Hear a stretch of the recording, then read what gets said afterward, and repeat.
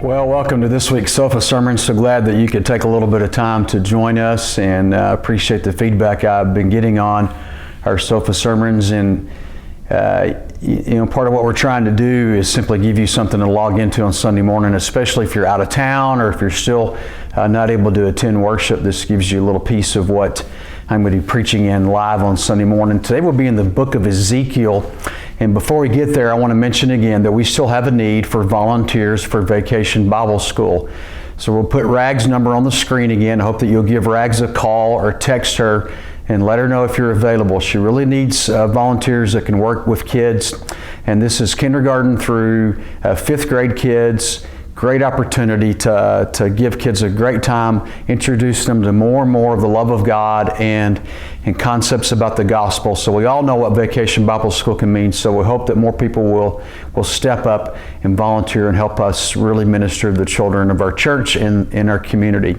All right, so today we're looking at the book of Ezekiel. And I have to say that as I went back and read through portions of the book, the entire book, and kind of skimmed through passages, this is a fascinating book. And one of the things I realized as I read Ezekiel is that when you think of prophets, you think of the words that they're speaking. But the book of Ezekiel, in many ways, is a book of imagery. It's full of prophetic imagery. All these visions and things that he sees and places God takes him. And it reminds me that worship is, in many ways, a visual experience. And so I think we always have to remember that the way we decorate our sanctuaries, the way we decorate our worship spaces, things we emphasize, that for many people that moves them to a place of worship. So worship can be, a very visual experience. So I want to begin by saying this from this passage. The first point would be this, is that sometimes God puts us in the valley. Now that's a hard thing to hear because we know the valley to some extent is a place of struggle, a place of battle, a place of decision. It's an in-between place. It's kind of a neutral place when you're traveling between mountain ranges. The valley symbolizes a lot of things. But notice this description from the very beginning of chapter 37 of the book of Ezekiel, which is the chapter on the valley of dry bones. Listen to what it says. The hand of the Lord was on me, and he brought me out by the Spirit of the Lord and set me in the middle of the valley. Notice that. He set me in the middle of the valley.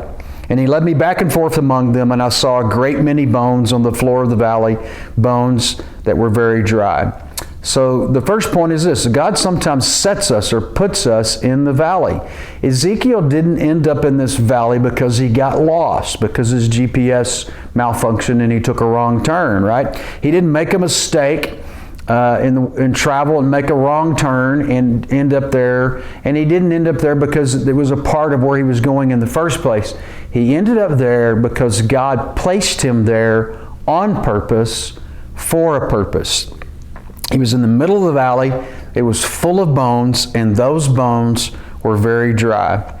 Have you ever considered that the valley that you are in is not a place that you ended up by mistake or that you ended up there because you did something wrong, but you're there because God has set you in the valley. He's placed you there, and that you have been brought there for a purpose. Relationships sometimes have valley. Our work life can have valleys. Worship sometimes can feel dry, like it's a valley.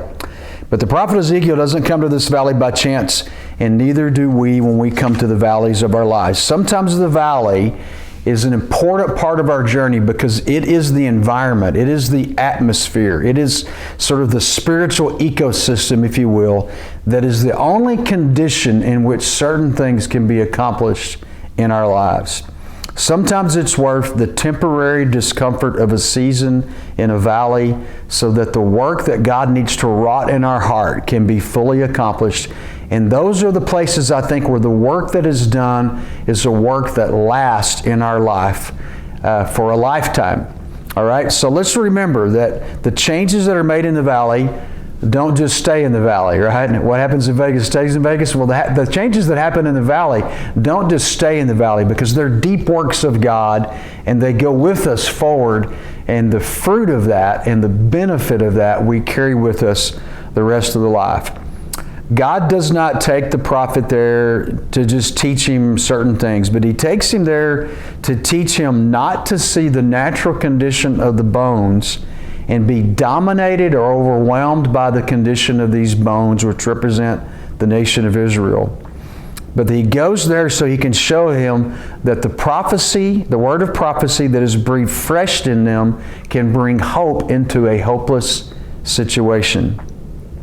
So, a lot going on here. Point number 2 is this: be sure to operate in the Spirit when you're in the valley. When you're in the valley, it is a place where the dryness of life, the hopelessness of life, the struggle of life becomes very apparent. And I think when you're in the valley, one of the struggles in the valley is that can be all that you see. Remember that he said that he saw the bones, and there were a lot of them, and they weren't just dry, they were very dry. That's what you see when you're in the valley. You see everything wrong. You see everything wrong with your husband or wife. You see everything wrong with your uncle. You see everything wrong with your coworkers, all your friends. You probably see everything wrong with your pastor.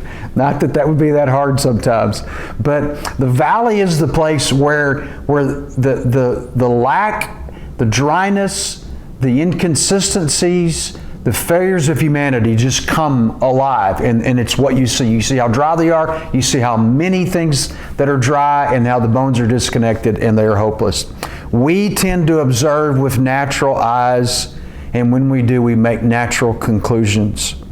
It can be overwhelming. But what good does it do if when we're in the valley, if we simply echo what is so evident to everybody else and what is already being said? Man, those bones are dry. Boy, there are a lot of them. Man, it looks hopeless. That's not the voice of the prophet, and that's not the voice of God's people. That's not the prophecy that he puts into us by his Holy Spirit.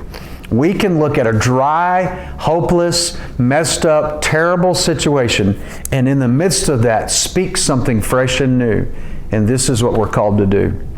Ezekiel, looks at those bones, and God says, can they live? And he says, only you know, Lord. That's a good answer when God asks you a question. God doesn't ask you a question because he doesn't know the answer. He's wanting to know how you're going to think about it. And what God gives him is an answer. If you will prophesy to these bones, they will live. We must prophesy to the bones. We must prophesy to the dry places, to the dysfunctional places, and have that Spirit of God. We must be able to tap into God's view in the midst of an overwhelming valley experience where all we see is the bones and the dryness and the desperateness and the isolation of that experience. But we must tap into the prophetic spirit and get God's view, and then speak to those things what can breathe life into them and bring life into people.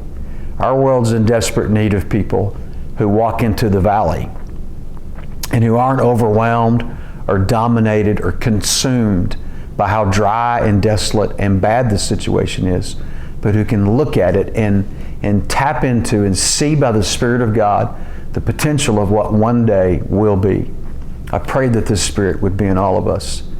Thank you for being a part of this week's Sofa Sermon. Rich blessings to you as you live out your lives. Let us know if you ever need anything at the office. Please give us a call. Hope you'll consider volunteering for Vacation Bible School. Hope you have a great week.